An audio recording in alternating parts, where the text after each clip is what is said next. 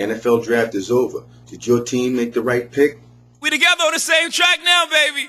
What you gonna call us now? Houghton Street, Dean Street, Click Clack, President, Nostrand Ave, Marcy, Orange Ave, G's, T-Town. right. We wanna ride Brooklyn. Come on, let's do it. Sitting in the What's kicking, fam? I'm glad you clicked in so I can check in with you. This is Mr. Batch on Check This. Yo, it's here. Football season is here. It started. It's official. The draft has been completed. Hopefully your teams have picked up the players that you want. Oh, I'm sorry. You're not the GM. Most of you guys aren't the GM. I'm not the GM of the team. So whoever I want to pick for my crew, that's just wishful thinking. Now, as far as picks going to crews, the most shocking thing for me was Tim Tebow at 25 to the Denver Broncos. I thought maybe Tebow would go in the second round, but the first round they had Clausen and McCoy. Yo, that is the shocker of the draft for me. That's the shocker of the draft. The way he went here and them guys went down here. So we'll just see how that pans out. And as all you guys know, it takes 3 to 4 years for a quarterback to get it. Now, he's got enough time. The kid has great work ethic, crazy work ethic. And let me close out on this. Give him a shot, just like how they gave Ryan Leaf and Mandarich a shot.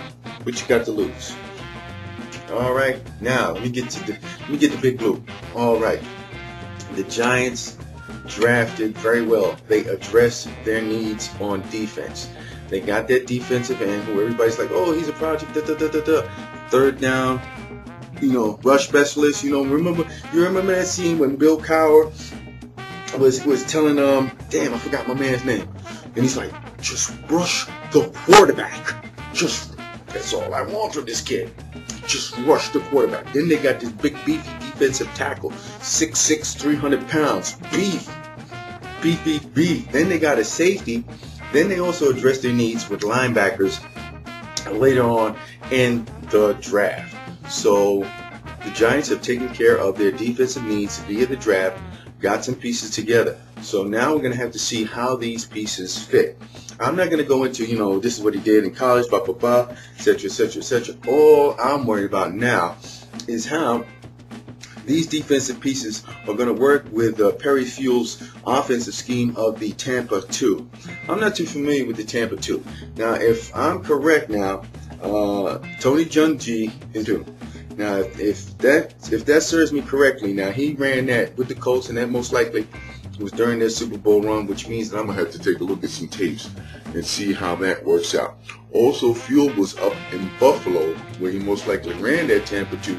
So I'm going to take a look at some of that stuff and also look for some sort of radio interview or some sort of interview that Kiwi, who used to be with the Giants after we got the ring, he broke out for, more money in Buffalo. So he might have something to have said somewhere along the line. I'll probably look it up and see what he has to say about Fuel. And also, that's the thing about that. I want to see how those pieces are because from what I gather so far, you play with an extra safety, an extra DB, which means you either lose a linebacker or a down lineman. So I got to see how that works and how that plays out. But if you got a guy like Pierre-Paul coming off the edge, it's well worth it. Leave your DBs out there on an island. But overall, I'm pretty satisfied with how Jerry Reese and the crew have gone about making their picks in the 2010 draft. So hopefully you guys have got the picks that you guys needed, and your teams didn't make you pull out your hair on drafting, and you get that, why did they pick this guy? So on that note, it's on, folks. Football season, it's official. It's here. Mr. Batch, peace. That's it.